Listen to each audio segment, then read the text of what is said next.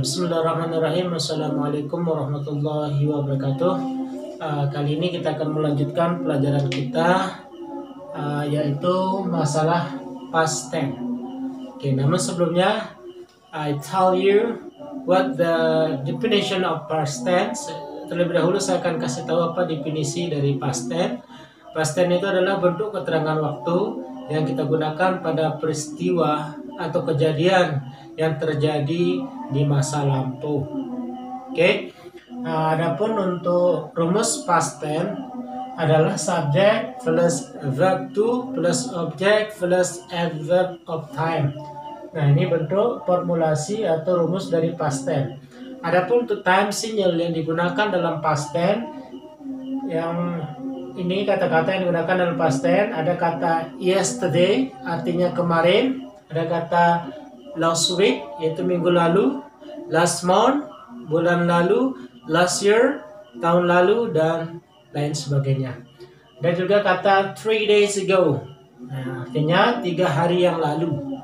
Dan juga just now artinya tadi, dan banyak lagi contoh-contoh yang lain. Oke, adapun untuk semua subjek di sini menggunakan kata kerja bentuk kedua. Ada kata kerja. Pada kalimat positifnya menggunakan bentuk kedua. I, you, we, they, he, she, it menggunakan kata kerja bentuk kedua in positive form, dalam bentuk positif. Kemudian baru objek, kemudian adverb of time-nya. Oke, ini beberapa contoh untuk past tense. Yang pertama, contohnya mengatakan she went to Bali yesterday. Dia telah pergi ke Bali kemarin. Ya, di sini menggunakan kata kerja bentuk kedua. When ini bentuk kata kerja pertama adalah go. Oke, jadi she went to Bali yesterday. Kita matikannya dia telah pergi ke Bali kemarin. Oke, selanjutnya the second example, my friend studied English last year. Teman saya telah belajar bahasa Inggris tahun lalu. Nah, ini bentuk pertamanya adalah study. Dan bentuk keduanya studied. Berarti kita artikan di sini adalah telah. Oke, sekali lagi artinya teman saya telah belajar bahasa Inggris tahun lalu. Oke, the third example, I sent money to the bank 3 days ago. Saya telah mengirim uang ke bank 3 hari yang lalu. Send ini bentuk pertamanya adalah send, pakai D. Tapi untuk bentuk keduanya pakai T. I sent money to the bank 3 days ago. Oke. Ini bentuk positifnya. Sedangkan how to make negative sentence from past tense. Bagaimana untuk membuat bentuk negatifnya, yaitu dengan cara menaruhkan did plus not. Did not artinya tidak, telah tidak. Nah, apabila nanti kata did not masuk pada kalimat negatif, berarti pada kata kerjanya berubah menjadi bentuk pertama. Contohnya, she didn't go to Bali yesterday. Kita lihat di sini kata go kembali dia bentuk pertama. Kenapa kembali bentuk pertama? Karena masuk did dengan not. Dalam satu kalimat tidak boleh dua bentuk past tense. Ini auxiliary verb-nya sudah bentuk past tense dan tidak boleh past tense kata kerja setelahnya. She didn't go to Bali yesterday. Dia telah tidak pergi ke Bali kemarin, atau dia tidak pergi ke Bali kemarin. Oke, sama saja. Contoh yang kedua, my friend didn't study English last year. Teman saya tidak belajar bahasa Inggris tahun lalu. Ya, didn't ini bisa kita artikan, bisa tidak. Karena yang berarti past tense di sini adalah time signalnya, yaitu last year. Kalau sudah last year, berarti kalimatnya ini sudah bentuk lampau. The third example, I didn't send money to the bank 3 days ago. Saya telah tidak mengirim uang ke bank 3 hari yang lalu. Atau kita bisa mengartikannya, saya tidak mengirim uang ke bank 3 hari yang lalu. Oke, bisa kita artikan telah, atau bisa tidak kita artikan, karena did not ini adalah auxiliary verb, itu kata kerja bantu. And how to make interrogative? Untuk membuat kalimat interrogative dari past tense ini adalah dengan cara memindahkan did ditaruh di awal. We put did in the first sentence. Kalau sudah did berada di awal, maka did ini diartikan apakah. Seperti contohnya, did she go to Bali yesterday? Apakah dia pergi ke Bali kemarin? Ya, di sini tetap kata kerjanya berubah menjadi kata kerja bentuk pertama. Bukan mengatakan did she went to Bali yesterday? That the wrong sentence. Itu kalimatnya salah. Karena sebagaimana yang saya katakan tadi, tidak boleh kata kerjanya itu dua bentuk past tense-nya. Auxiliary-nya past tense dan kata kerjanya past tense tidak boleh. Harus kembali bentuk pertama yaitu kata go. Sekali lagi, did she go to Bali yesterday? Artinya apakah dia telah pergi ke Bali kemarin? Contoh yang kedua, did my friend study English last year? Ya, apakah teman saya belajar bahasa Inggris tahun lalu? Ya.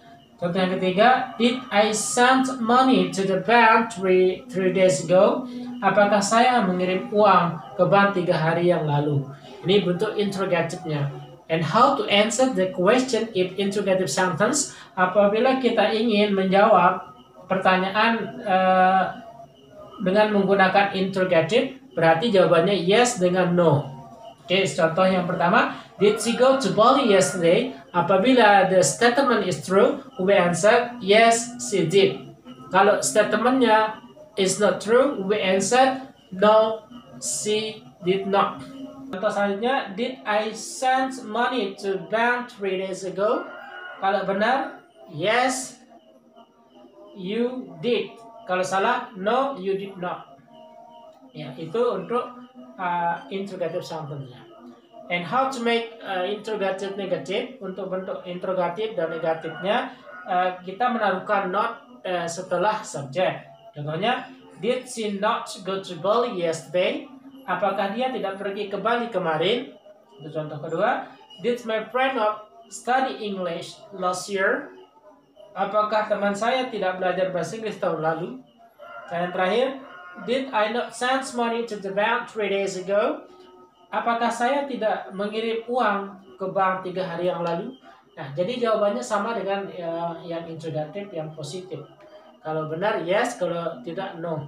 Selanjutnya di sini saya gabungkan 5W1H, yaitu karena ini sudah bentuknya interrogative, maka 5W1H ini bisa masuk.